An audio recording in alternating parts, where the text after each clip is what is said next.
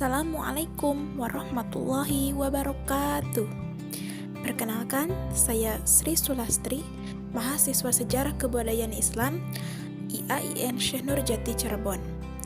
Pada kesempatan kali ini, saya akan membahas mengenai semiotika, yakni suatu cabang ilmu dari linguistik.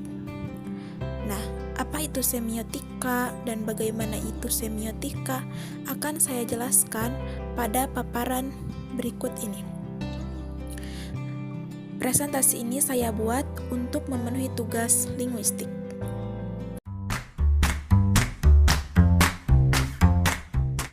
Nah, sebelum mengetahui lebih lanjut mengenai apa itu semiotika, perlu diketahui bahwa semiotika memiliki dua bapak kebahasaan, yakni Ferdinand de Saussure dan Charles Sanders Peirce.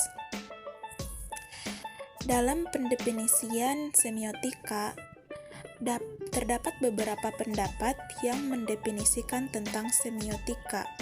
Di antaranya, yakni menurut Budiman, yang mengatakan bahwa semiotika didefinisikan sebagai pengkajian tanda-tanda atau the study of sign yang pada dasarnya merupakan sebuah studi atas kode-kode, yaitu suatu sistem apapun yang memungkinkan kita memandang entitas-entitas tertentu sebagai tanda atau suatu yang bermakna dalam tanda.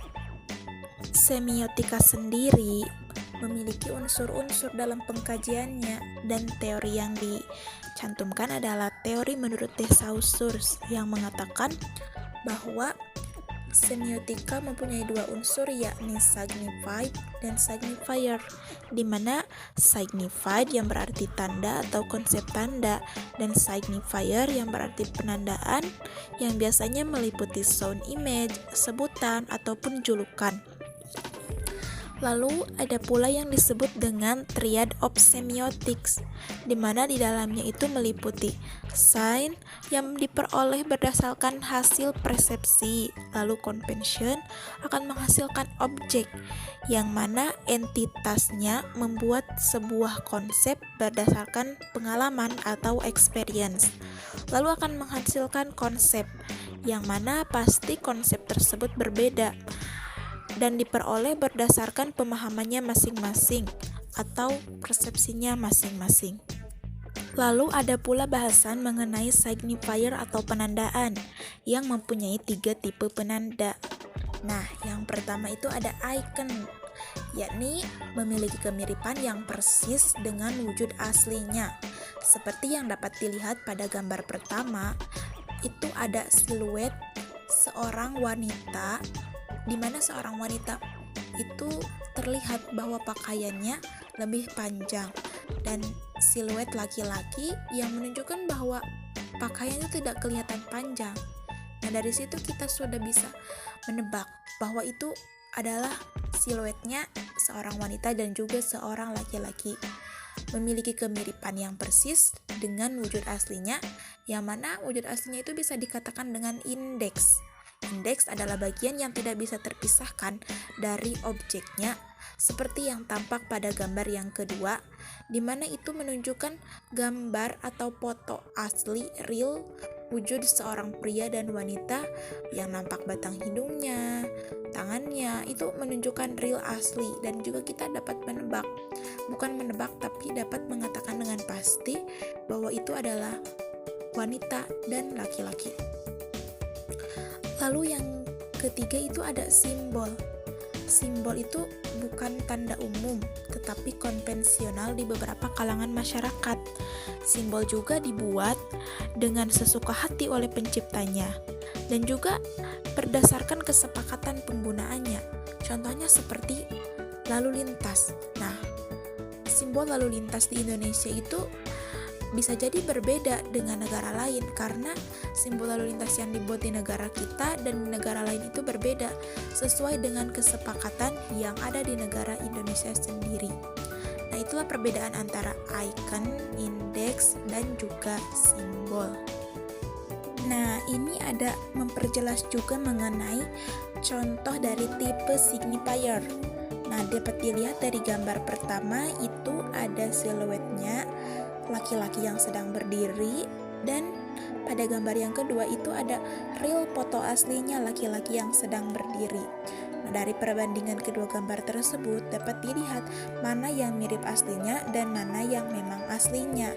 Gambar pertama itu mirip asli karena menunjukkan ciri-ciri yang ke laki-laki, sedangkan gambar yang keduanya itu sudah pasti bahwa itu gambar laki-laki. Yang ketiga itu gambar apel digigit bagi sebagian kalangan masyarakat yang tidak umum. Tadi kan simbol itu konvensional di beberapa kalangan masyarakat. Nah, bagi sebagian masyarakat mungkin itu hanya apel yang digigit, tapi bagi sebagian masyarakat yang lain yang mengetahui bahwa simbol tersebut itu merupakan logo sebuah brand elektronik terkenal. Dan itulah simbol. Mengapa? Karena itu dibuat berdasarkan kesepakatan dan juga bukan logo yang umum di semua masyarakat, tetapi hanya konvensional di beberapa kalangan masyarakat tertentu. Lalu yang selanjutnya dalam semiotika itu ada yang dinamakan sintagmatik dan paradigmatik. Sintagmatik adalah rubah posisi tetapi unsurnya tetap sama, di mana boleh direkonstruksi ulang tetapi tidak boleh menghilangkan unsur ataupun mendatangkan unsur yang baru. Contohnya seperti terdapat pada kata aku, di mana unsur katanya terdapat huruf K, A, dan U. Nah, itu boleh direkonstruksi ulang menjadi KUA, UKA, KAU, UAK, ataupun AUK. Nah, dalam kata tersebut boleh diganti-ganti rekonstruksi ulang kata, tetapi tidak boleh menghilangkan kata ataupun menambahkan kata yang baru. Lalu selanjutnya ada paradigmatik. Konsepnya sama, boleh mengganti asal tetap pada pola yang sama. Susunannya luas dan juga tanpa batas. Dibangun dengan pola yang sama, tetapi dengan unsur yang beda-beda. Contohnya seperti tadi kata aku. Kata aku itu bisa diubah, tetapi harus mengikuti pola yang sama. Seperti pada kata aku itu, A-nya huruf vokal, K-nya konsonan, U-nya huruf vokal. Nah, itu konsep polanya itu vokal, konsonan, vokal. Bila ingin membuat pola yang sama juga, kita harus membuat berdasarkan pola yang pertama, yaitu vokal, konsonan, vokal. Contohnya lagi seperti ECA atau ECA. Itu kan polanya sama, vokal, konsonan, vokal, E-nya vokal, C-nya konsonan, dan A-nya vokal. Sama seperti kata yang pertama, seperti kata aku. Sedangkan kalau kita buat jadi kata EKJ, nah itu tidak bisa, karena E-nya vokal, K-nya konsonan, dan J-nya itu juga konsonan. Maka itu tidak bisa disebut paradigmatik, karena tidak sesuai dengan pola yang pertama. Nah, sekian yang dapat saya sampaikan. Mohon maaf apabila terdapat kesalahan dan kekeliruan dari pembahasan. Semoga yang telah disampaikan dapat menjadi tambahan wawasan. Wabillahi taufiq wal hidayah. Wassalamualaikum warahmatullahi wabarakatuh.